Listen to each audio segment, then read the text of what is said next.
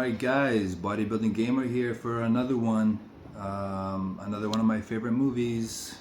80s classic, 1982. The Thing.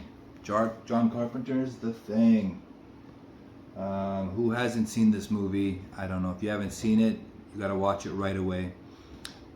Quick synopsis. Basically, a team of scientists are in Antarctica. They don't really talk about much about what they're doing out there. They're just a team of different guys, different types of scientists. Kurt Russell is the helicopter pilot. He's not the leader at the point in the beginning. There's a different guy that has that role, and it seems like they're just kind of snowed in for a while. They're just chilling. They're playing pool.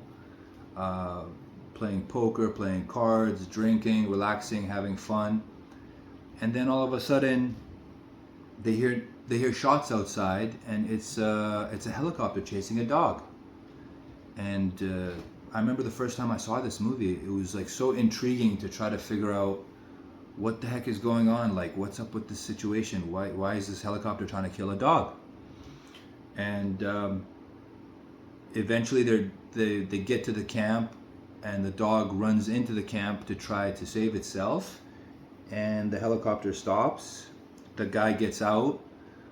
One of the guys drops a grenade. The helicopter blows up, and then the other guy starts just crazy shooting, a Norwegian guy, so they don't speak the same language. And then one of the scientists ends up shooting that guy, and now no answers. You've got a blown up helicopter. You've got a dog that was running for its life, and you have no answers. You don't know what's going on. I don't want to spoil too much. I think there will be.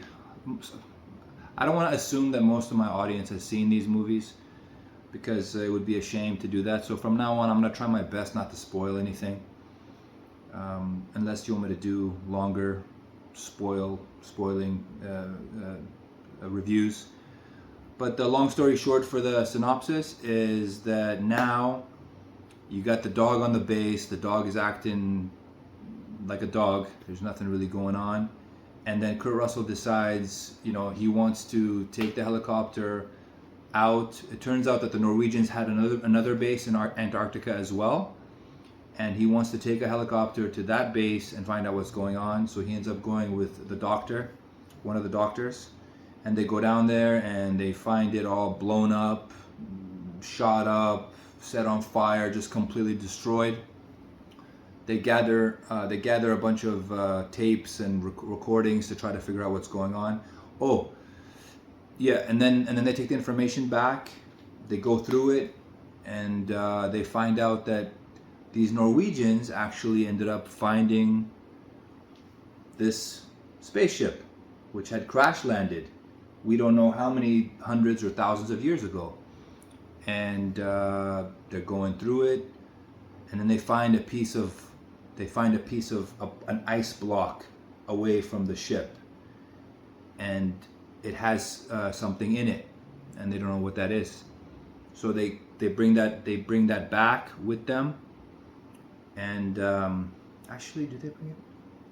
No, they don't bring it back with them. Sorry, that's the sequel. Anyways, they find a place where something must have crawled out of the ship and fell into the snow. But they did, the first time they went to see the Norwegian base, they did bring back something with them, the two-face creature that was all burned up. And like I said, without spoiling anything, it turns into a crazy, claustrophobic, paranoid, in my opinion, cozy, because of the snow and the lighting and everything. It turns into just a total distrust fest. Everybody's wondering. So I have to say, I don't want to spoil it, but I have to say that the movie is about the creature being able to imitate other humans. So the whole movie is basically trying to figure out who's still a human, who's been converted, who's been changed, who's the thing now. It's brilliant movie. So anyways, that's the quick 5-minute synopsis. what can I tell you about this movie in my personal opinion? So this movie came out when I was born, super old movie. I remember seeing the poster so many times in video stores. That classic poster, which I actually own. Maybe I'll talk about that one day. I have a bunch of posters actually of a lot of these movies that you can't see. It's a brilliant poster. Most of John Carpenter. This guy is just amazing. He's just amazing if you know his work or if you know about him. He's done so many gems. They Live, Halloween, Prince of Darkness, In the Mouth of Madness. All these great movies. Assault on Precinct 13. So what his movies, they're just I don't know, they have a certain look to them. I guess it's because he films them on film instead of digital. But again, all those movies are like that. But his films seem to have a certain look to them, this really realistic look to them. But again, all of his covers for his movies are so good.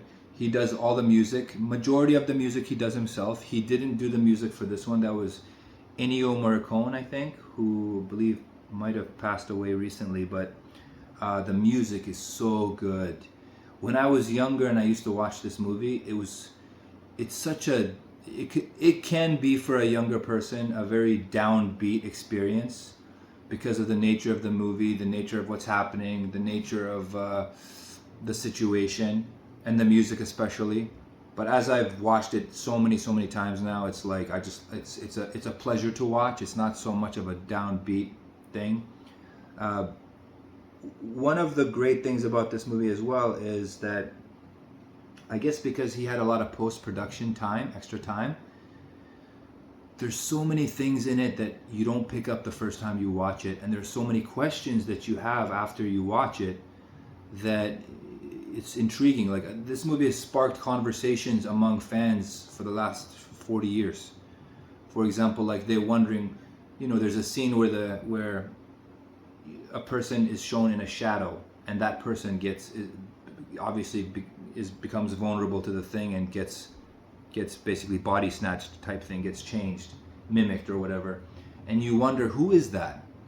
So there's discussions, there's questions in your mind about who was converted to a thing at what point, and as you're watching it, who's the thing, who's not the thing, are there more than one thing, do they know that they're each a thing? You see situations where it definitely seems like they're unaware. So it's a good question to ask. It's like, does a person who's been converted to a thing know that they're a thing? Or do they think they're human and they don't know until the violent transformation happens? It's a very good question to ask. Kurt Russell's great.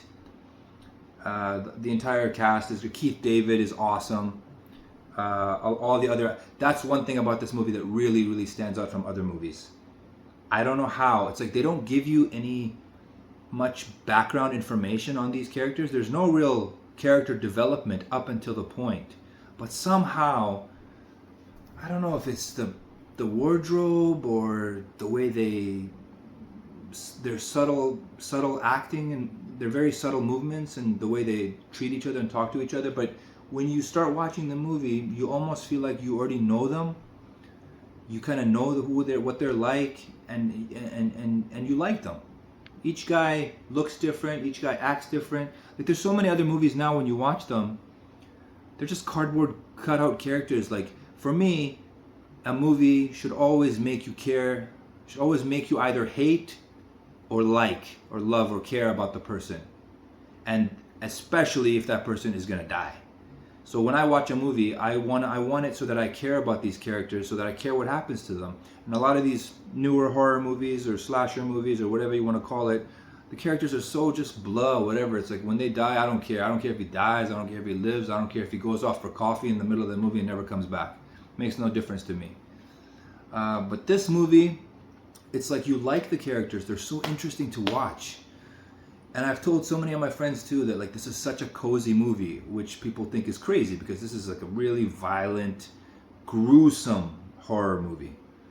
But it's just you know, the way that it's filmed, the you know, the snow, the wind, the darkness with the lighting, and you know, it's cold outside and they're inside and they're warm. It's cozy in that sense, but it's not cozy in the sense that this monster, this alien, is basically just like Predator, taking them out one by one, but in a much different, much stealthier, even than Predator, much stealthier way. I have so much I could say about this movie, but I want to keep these short for you guys. If you want me to talk more about stuff, I could talk about this movie for like 4 hours straight. I could literally do that. I could talk about that much. There's that much stuff to talk about. But I want to tell you that again, like the other movies that I've reviewed, there are very few so far, but I give this movie 5 out of 5 biceps. It's an awesome movie. It's not only one of the best sci-fi horror movies ever made, it's one of the best movies ever made. John Carpenter is a genius in this. Again, just like with RoboCop, Rob Bottin did the suit in RoboCop. Rob Bottin, with the help of Stan Winston in some scenes, did the creature effects. The creature effects are amazing. Even the creature effects, when you look at it and you can tell this is not real, it's still enjoyable to watch. I find shoddy CGI.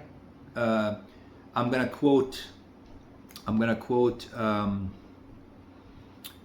a gentleman from Off the Shelf Reviews. He said he's on YouTube. Two guys, Ian and Gary. Gary said that he finds like practical effects that aren't that great are still nice to watch, but shoddy, cheap CGI is just offensive. I find it offensive, just like he finds it offensive. So shout out to Gary from Off the Shelf Reviews.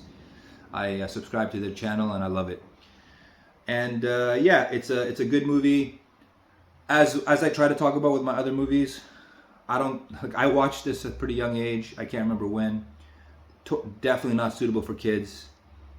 Wait a little bit, because it could probably traumatize kids, especially with some of the scenes that happens with the dogs.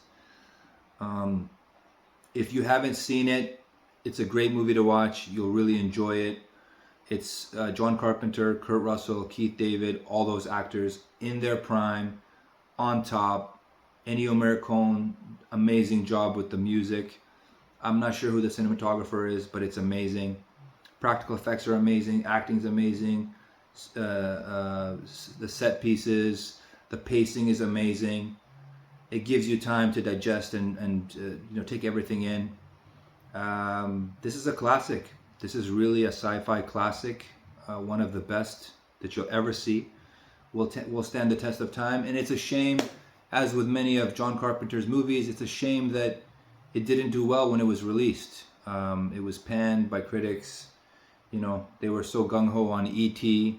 and, you know, a nice friendly alien. They didn't like the idea of a violent alien, you know, doing crazy stuff and to humans. But definitely, The Thing is a movie you should watch, and I recommend it 100%. And let me know what you think of it. I'd love to hear what somebody, you know, that grew up in the 80s and 90s thinks about it. And I'd even love it if you're younger and you like this movie, to get your input on it and tell me what you think about it. But yeah, that's it. Another review from the Bodybuilding Gamer. And as always, stay pumped.